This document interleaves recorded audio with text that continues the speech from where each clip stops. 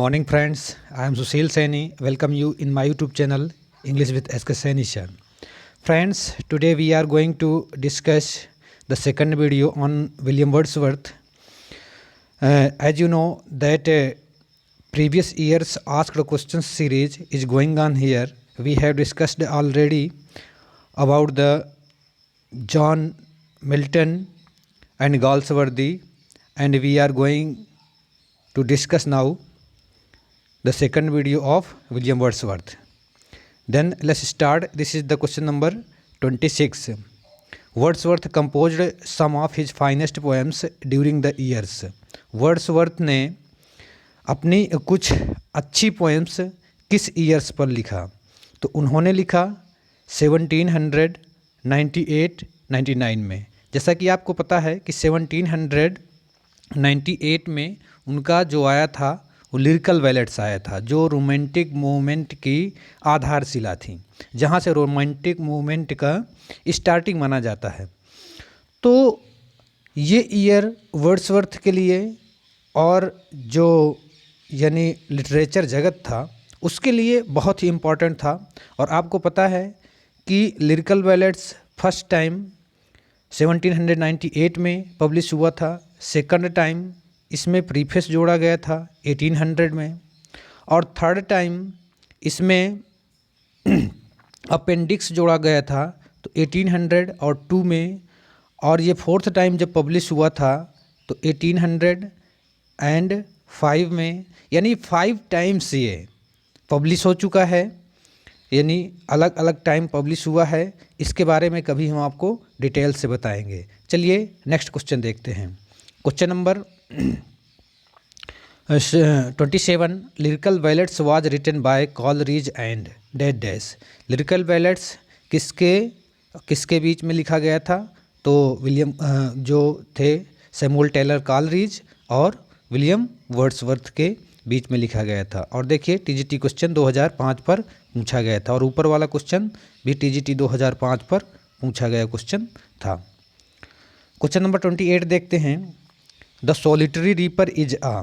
Solitary reaper क्या है? तो सोलिटरी रीपर जो है वो एक बैलेड है.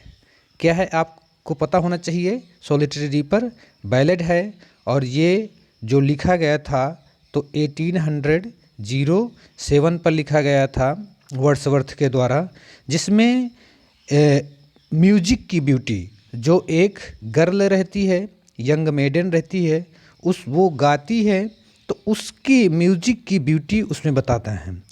तो चलिए इसमें देख लेते हैं कि बैलेड होता क्या है. First of all we should come to know what is ballad.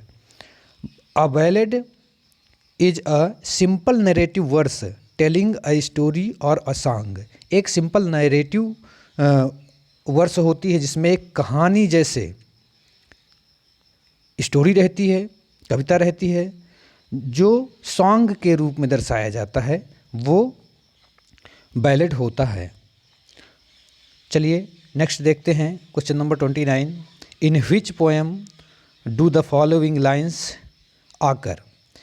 किस पोएम में ये लाइन्स आती हैं? दे flash upon that inward I which is the bliss of solitude.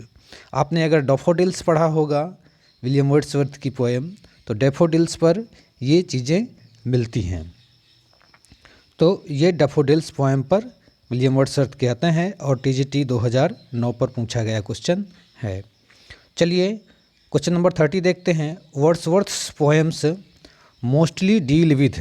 Wordsworth की जो पोएम्स हैं उनमें ज़्यादातर के किस चीज़ को लेकर के वर्ड्सवर्थ ने अपनी पोएम को लिखा है?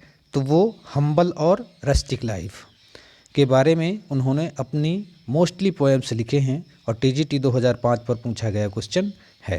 क्वेश्चन नंबर 31 देखते हैं. Wordsworth before his death resided eight.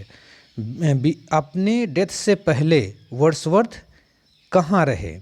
तो वो रहे रिडल माउंट पर. कहाँ रहे? तो अपनी डेथ से पहले वो रिडल माउंट पर रहे. अब ये देखिए क्वेश्चन पूछा गया था टीजीटी 2005 में. चलिए अब नेक्स्ट क्वेश्चन देखते हैं. Question number 32। तो देखते हैं, lyrical ballads comprises poems by Wordsworth and Coleridge. आपको पता है लिरिकल बैलेट्स में वर्ड्सवर्थ और कॉलरिज की कविताएं थी, और ये यानी घुमा फिरा करके क्वेश्चन पूछ लिया जाता है। ये पीजीटी 2011 पर पूछा गया था। अब आगे देखते हैं question number 33। Name the poem from which the following words have been quoted. Poem का नाम बताइए जिससे ये वर्ड्स लिए गए हैं। The gods approve the depth and not the tumult of the dead days. TGT 2009 पर पूछा गया क्वेश्चन है। ये जो the gods approve the depth, ये लाओडामिया पोएम से लिया गया है और टीजीटी 9 में पूछा गया क्वेश्चन है। अब नेक्स्ट देखते हैं 34। Who has said it.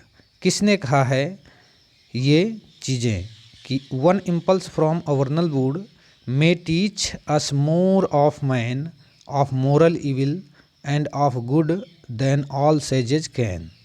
ये वर्ड्सवर्थ ने कहा है अपनी पोएम पर, और टीजीटी 2009 में पूछा गया क्वेश्चन है। अब 35 देखते हैं।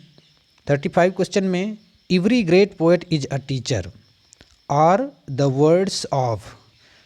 ये वर्ड्सवर्थ कहता है every great poet is a teacher. तो ये वर्ड्स वर्ड्सवर्थ के हैं, तो इसीलिए वो कहते हैं कि मैं तो या तो टीचर बनना चाहूँगा या तो फिर कुछ नहीं बनना चाहूँगा।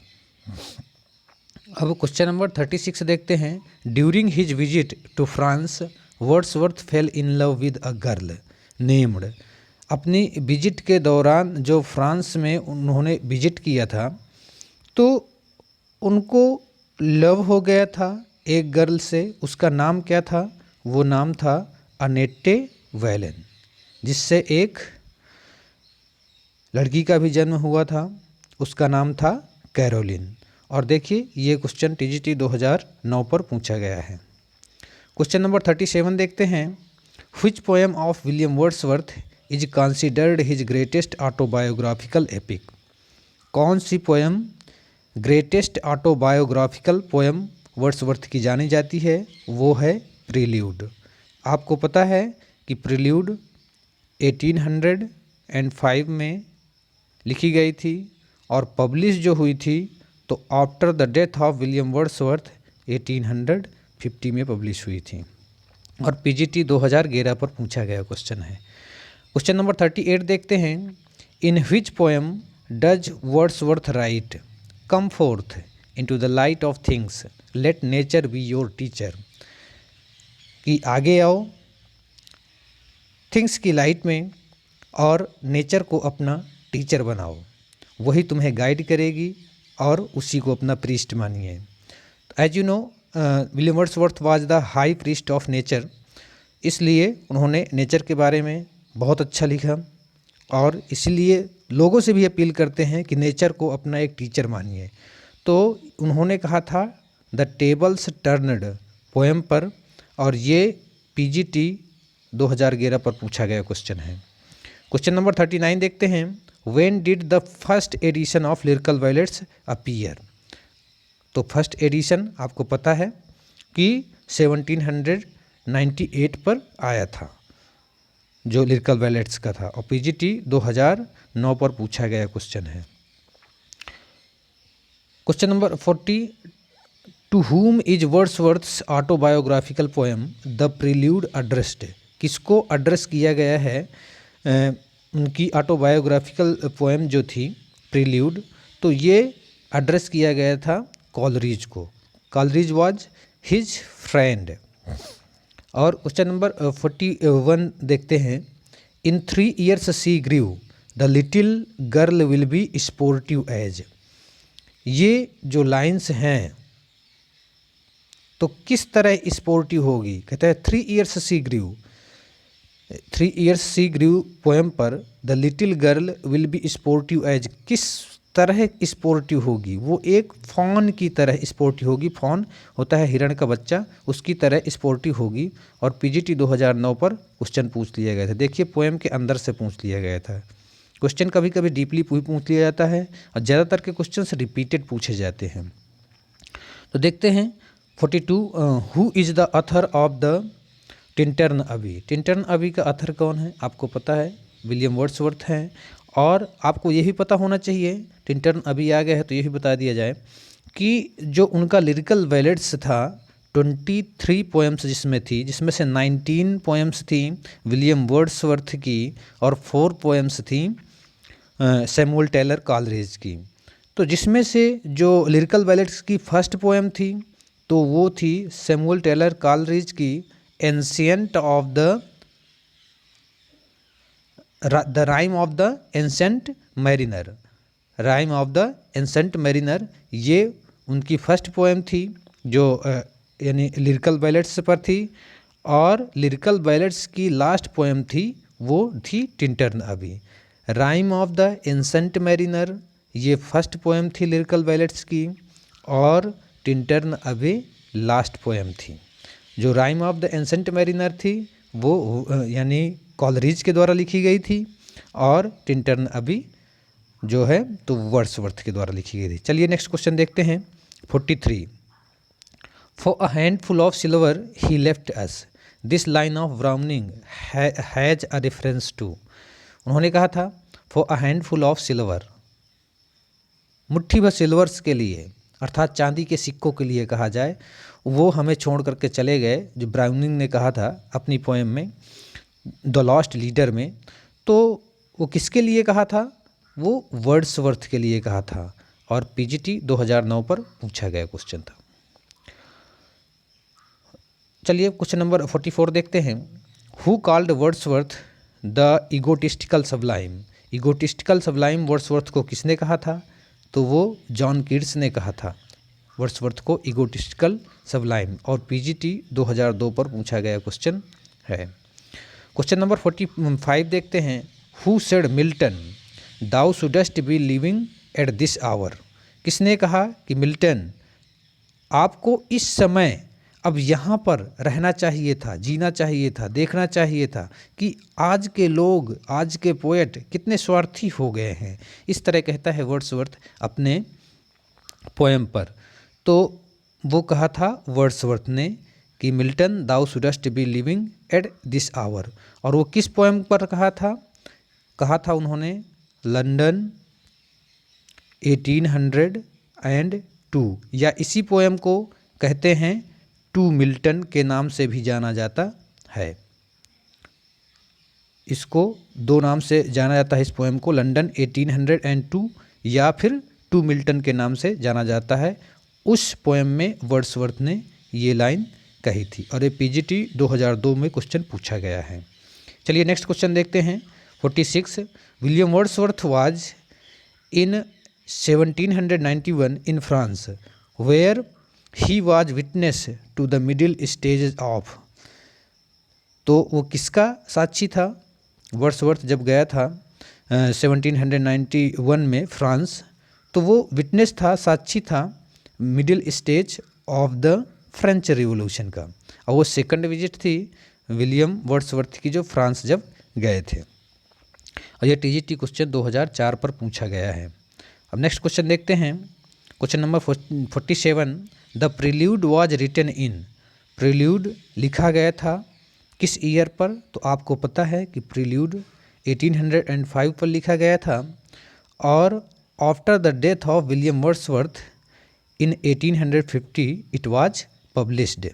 ये पब्लिश हुआ था और उनकी पत्नी के द्वारा पब्लिश करवाया गया था। और ये देखिए क्वेश्चन पीजीटी 2003 और टीजीटी 2004 में पूछा गया क्वेश्चन है। नेक्स्ट क्वेश्चन देखते हैं 48, the verse lines she gave me eyes she gave me ears and humble cares and delicate fears were in reference to.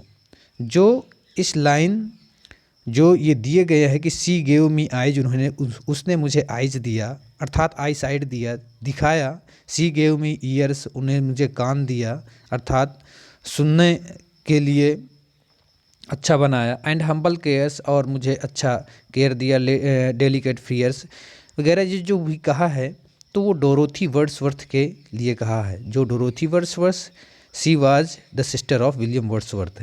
And this question was asked in TGT 2014। Then let's start question number 49। The excursion dated 1814 marks the beginning of.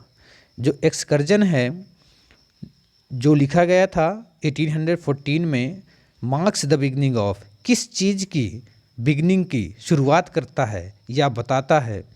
तो जो decline of Wordsworth poetic genius. जब excursion लिखा गया था 1814 में, तब से excursion लिखने के बाद से, यानी वर्ड्सवर्थ की ऐसा कहा जाता है कि जो पोएटिक जीनियस था, लिखने की जो अच्छा वो था, ये टैलेंट था, वो थोड़ा कम होने लगा तब से, एक्सकर्जन के लिखने के बाद से। चलिए क्वेश्चन नंबर 50 देखते हैं, जो आज का लास्ट क्वेश्चन है। The decline of Wordsworth's poetic genius ये था। और अब लास्ट क्वेश्चन देखते हैं 50। In his quest for true significance of life on its simpler levels Wordsworth resembles. तो वर्ड्सवर्थ जो रिजेंबल करता है, मिलता जुलता है, तो वो जॉर्ज क्रैब से मिलता जुलता है। TGT 2004 पर क्वेश्चन पूछा गया था। Please subscribe my channel and like my video and share among your friends, and thank you for watching my video. Thank you.